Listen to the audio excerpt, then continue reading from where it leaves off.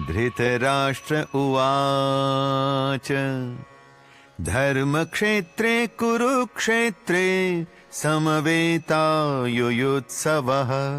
मामकाः पाण्डवाश्चैव किमकुर्वत संजय।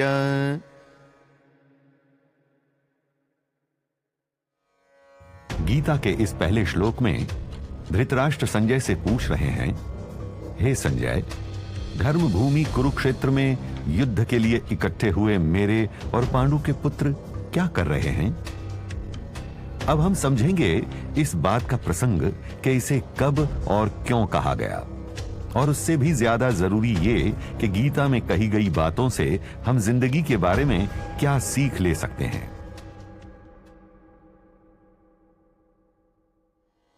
महाभारत की लड़ाई बस शुरू होने को है। दोनों सेनाएं आमने सामने तैनात हो चुकी हैं। एक तरफ हैं सच और धर्म का साथ देने वाले पांडव, और दूसरी तरफ हैं धृतराष्ट्र के पुत्र कौरव, जिन्होंने अब तक छल कपट अधर्म का वो हर रास्ता अपनाया जिससे उनका राजपाट बना रहे।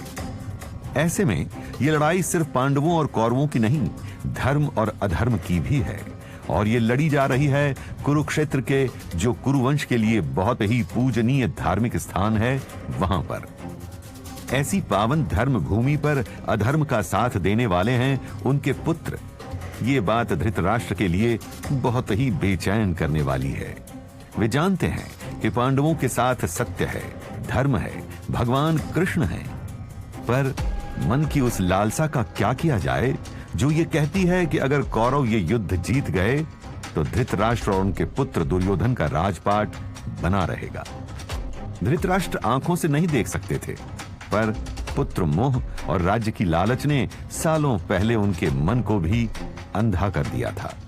हर बार जिस लालसा के चलते वो अपने पुत्रों को सही रास्ता दिखाना टालते रहे, आज उन्हीं पुत्रों की जान दांव पर लगी है।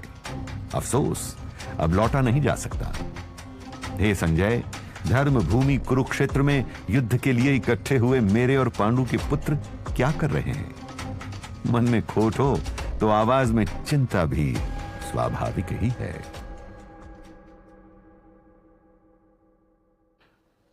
हर किसी में इच्छाएं हैं, धृतराष्ट्र में भी थी। तो क्या इच्छाओं का होना गलत है? बिल्कुल नहीं। इच्छाएं तो मानव होने का एक हिस्सा हैं। वे अपने आप में गलत नहीं है। गलत है तो उनके पीछे लालच से अंधा हो जाना, और जानते हुए भी सही रास्ते से दूर चले जाना। जब ऐसा होता है तो हम उन सभी आदतों का घर बन जाते हैं जो हमें पीछे धकेलती हैं, और दुर्बल पड़ जाती हैं वो सारी आदतें जो आगे बढ़ने के लिए आवश्यक है। धृतराष्ट्र का पुत्र मोह भी शायद गलत नहीं था, स्वाभाविक था। गलत था तो उस मोह में आंख बंद कर लेना, लाड़ प्यार में पुत्रों की छोटी बड़ी किसी गलती पर कभी भी सही मार्गदर्शन ना देना। पर क्या ऐसी गलतियां आपसे नहीं हो सकती? बिल्कुल हो सकती, यह भी स्वाभाविक है। पर जब गलतियां बारंबार जानते बूझते दोहराई जाएं, तो वे गलतियां नहीं स्वभाव बन जाती हैं, और ऐसे ही टुकड़ा टुकड़ा स्वभाव मिलकर बनाता या बिगाड़ता है हमारे भविष्य को। महाभारत का युद्ध जिसमें धृतराष्ट्र के सभी पुत्रों की बलि चढ़ गई, वो एक दिन अचानक ही नहीं हो गया। वो था कई छोटी छोटी गलतियों, लालसाओं के बार बार दोहराए जाने का नतीजा। अच्छी या बुरी मंजिल कभी भी अकस्मात नहीं आती। हर यात्रा बनती है कई छोटे छोटे कदमों से, और इन कदमों को धर्म पूर्वक लेना आवश्यक है। हमारा मन भी तो धर्म भूमि ही है, एक छोटा सा कुरुक्षेत्र, जहां प्रत्येक दिन सही निर्णय और गलत निर्णय के बीच ऐसी छोटी छोटी महाभारत की लड़ाइयां होती ही रहती हैं। और ऐसी हर आंतरिक लड़ाई एक मौका है यह चुनने का कि हम आज सही का साथ देंगे या गलत का। सही समय पर सही निर्णय लेना आवश्यक है और सही गलत हमारा अंतर्मन खूब जानता है। आवश्यकता है तो बस उसका पालन करने की, और यही छोटी छोटी लड़ाइयां निर्धारित करेंगी हमारा भविष्य।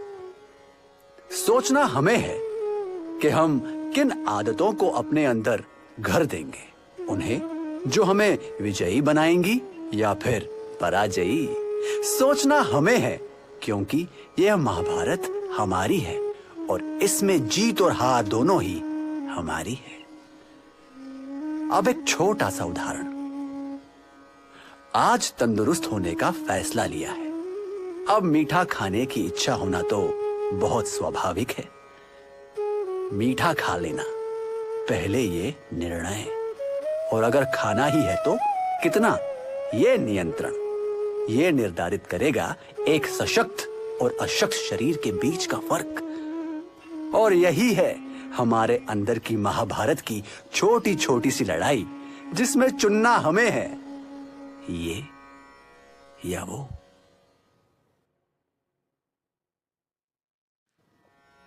क्या धृतराष्ट्र के लिए पुत्र प्रेम गलत था? नहीं, बिल्कुल नहीं, स्वाभाविक था। गलत था तो उस प्रेम में मन की आंखें भी मूंद लेना। लाड़ प्यार में पहले पुत्रों की छोटी गलतियां और बाद में शासन की लालसा में उनकी कई बड़ी बड़ी गलतियां देखकर भी अनदेखा कर देना, सही मार्गदर्शन ना देना, वह गलत था। और फिर बहुत देर हो गई। महाभारत का विनाशकारी युद्ध द्वार पर आ खड़ा हुआ, जहां उन्हीं पुत्रों की बलि चढ़ गई जिनसे प्रेम था। पर क्या यह सच में प्रेम था भी? यूं चुप रहना, यह जानते हुए भी हमारे अपने ही हर कदम गलत रास्ते की तरफ बढ़ रहे हैं, ये तो प्रेम की आड़ में छुपा हुआ झूठा मोह और स्वार्थ हुआ ना। अब आप ही बताइए, अधिक आवश्यक क्या है? क्या ये कि जिनसे हमें प्रेम है उन्हें हमारी बात कहीं बुरी ना लग जाए, या फिर ये कि उनके साथ कभी कहीं कुछ बहुत बुरा ना हो जाए? अगर किसी के स्वास्थ्य की सच में चिंता है और दवाई कड़वी हो तो भी देना ही ठीक होगा ना।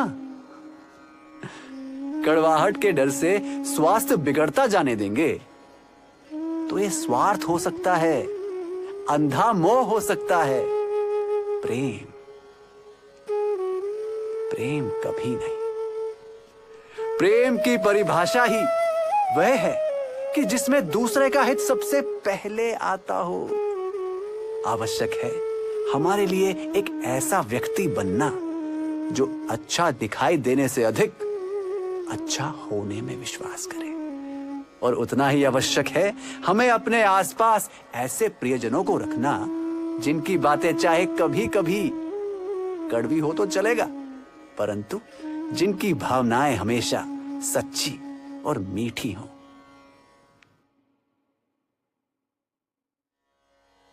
धृतराष्ट्र के मन ही मन बस यह आशा चल रही है कि काश पांडवों का मन बदल जाए और वे इस युद्ध से पीछे हट जाएं, और ऐसे में कौरव निर्विरोध ही जीत जाएंगे। परंतु एक बड़ा डर है कि कहीं कौरवों ने ऐसा कर दिया तो, अगर वे पीछे हट गए तो। डर स्वाभाविक है। उन्होंने ऐसे पावन धार्मिक स्थान पर अपने पुत्रों को अधर्म की लड़ाई लड़ने जो भेज दिया है, पर अब तो बहुत देर हो चुकी है, और ऐसे में खोखली आशाओं के सिवाय और डर के सिवाय कोई रास्ता नहीं। किसी भी मुखिया के लिए कितने दुर्भाग्य की बात है कि लड़ाई सामने हो और मन में हो साहस के बजाय शंका। व्यवसायिक जीवन में हम भी एक मुखिया ही तो हैं, चाहे औरों के या स्वयं के। हमारे सामने भी कई लड़ाइयां आएंगी और मैदान में हमारा साहस इस बात पर निर्भर करेगा कि लड़ाई लड़ने की हमारी वजह कितनी सच्ची है। जहां सच है वहां डर कहां। और सबसे महत्वपूर्ण बात, लड़ाई कभी अकेले नहीं जीती जा सकती। हमें आवश्यकता है कि आसपास हम ऐसे लोगों को साथ रखें जो हमें सलाह दे सके, जो सच में हमारा अच्छा चाहते हों, ना कि हमारे सामने केवल अच्छा दिखना। ऐसे हितैषी मिल जाएं तो बिना किसी अहंकार के उनकी सलाह को सुन लेने में हमारा ही हित है। धृतराष्ट्र ने ऐसा कुछ नहीं किया। तन की आंखें तो बंद थी ही, अपनी अंतरात्मा की आंखें भी मूंद ली। कान में पड़ने वाली सारी सलाहों को अनसुना कर दिया। अब महाभारत का युद्ध सामने है और डर और शंका दोनों का जोड़ रहे हैं।